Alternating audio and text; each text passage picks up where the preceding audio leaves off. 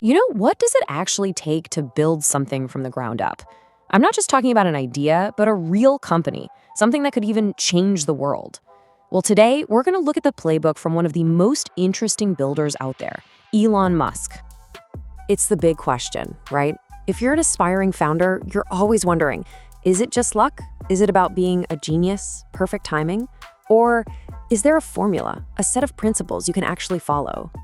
Well, according to Musk, there really is a blueprint. It's basically a set of 5 core rules that have been his guide, from building online payment systems all the way to launching rockets into space. So let's just dive right in and break down this playbook, one rule at a time. All right, so rule number 1. This is the foundation for everything else, and it's simple. Work super hard. And look, we're not just talking about an extra hour here or there. This is a level of commitment that's, well, it's pretty much an obsession. And Musk makes this super personal. This isn't just some abstract theory for him. When he and his brother started their first company, Zip2, they didn't even bother getting an apartment. The office was their home. They literally slept on the couch. I mean, can you just picture what that early grind must have been like? Showering at the local YMCA. They only had one computer between them, so the website had to run during the day, which meant Musk was up coding all night. And this was 7 days a week, no days off. He's even put a number on it, 100 hours a week. It sounds absolutely insane, but his logic is just, it's simple math, really. And this really shows you that competitive edge. If your competition is working a normal, maybe even a hard, 50-hour week, and you're putting in 100, you will get done in 6 months what takes them an entire year. You're literally doing twice as much. But of course, all that hard work is completely wasted if it's not focused on the right thing. And that brings us to rule number 2. You have to make a great product or service.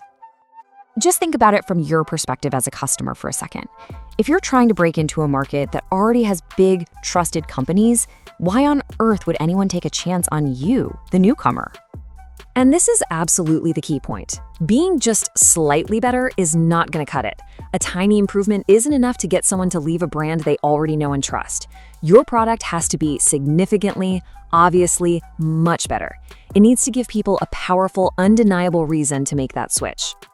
Okay, so you're working like a maniac on a truly fantastic product. What's the next piece of the puzzle? Well, rule number 3 is all about who you're building it with. You have to gather great people. Musk's definition of a company is so simple, it's kind of profound. It's not the building, it's not the logo, it's not the bank account. A company is just a group of people who have come together to create a product or a service. That's it. And if that's true, it means the success of the entire company completely depends on how good that group of people is. Are they talented? Do they work hard? And this is so important.